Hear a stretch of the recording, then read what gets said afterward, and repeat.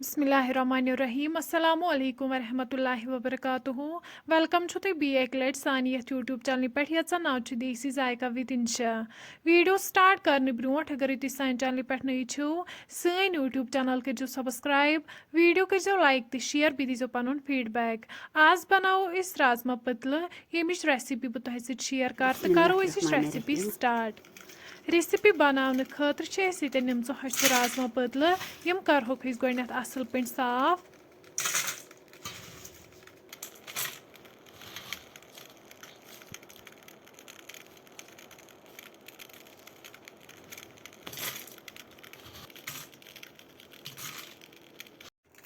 तुम हेकु वुचित यम कर साफ अम पे त्रो अत मज गर्म आब वन दिमो लगभग अत 20 मिनटन रेस्ट यीतिस कालस यम राजमा पतल सॉफ्ट गन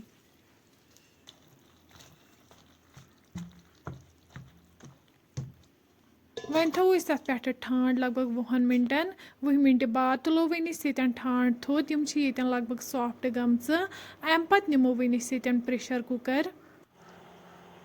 अत मज त्रो वनिस आब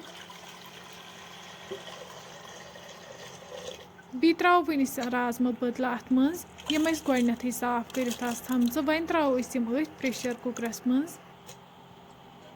बी त्रो वनिस अत मज रुहन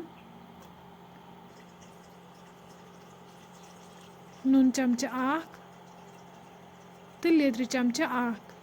यह करो वन असल पे मिक्स लास्टस पे त्रो वनिस गेव चमचा अम दी यह रस नबर कह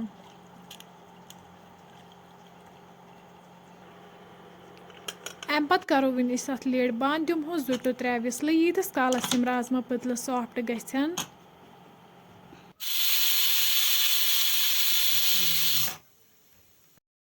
प्रेशर वालो वनिस बोन वन थो अत पे बान अत मज त्रो वनिस तेल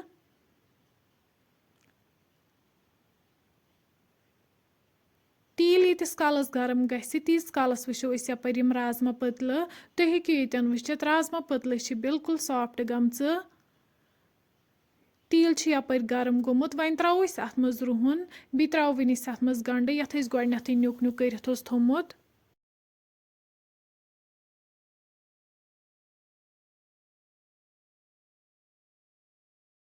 गंड तो रुहन करो वनिस असल पे फ्राई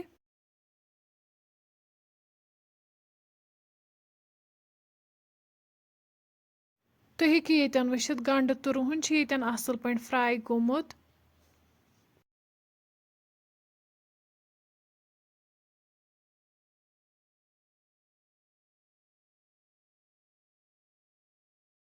'अम पे त्रो वनिस अत मज राजमा पतल यम असल पे फ्राई करने राजमा पतल वन तीस कालस फ्राई करें यीतिस कालस यम तेल वापस दियन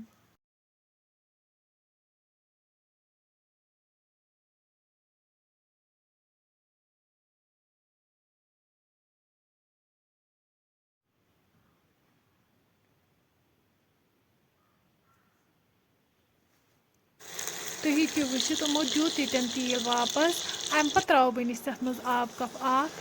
बी त्रो वनिस अत मज बादाम पाउडर चमचा गरम मसाला चमचा मरचांगन चमचा 2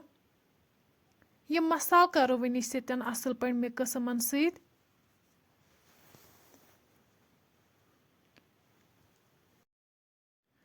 तुम हेकु ये वुचित मसाल असल पे मिक्स गमित अम पे त्रो वनिस अत मज मटन स्टॉक अवेलेबल तुम अगर न मटन स्टॉक अवेलेबल आसो तुम हेकु ये आब त ऐड कर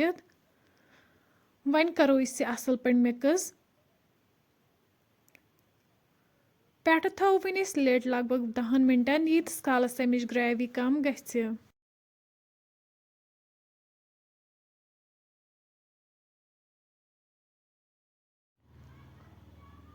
10 मिनट बाद तुलो वनिस ठांड थोद तुम हेकु ये वुचित सन रेसिपी बिल्कुल तैयार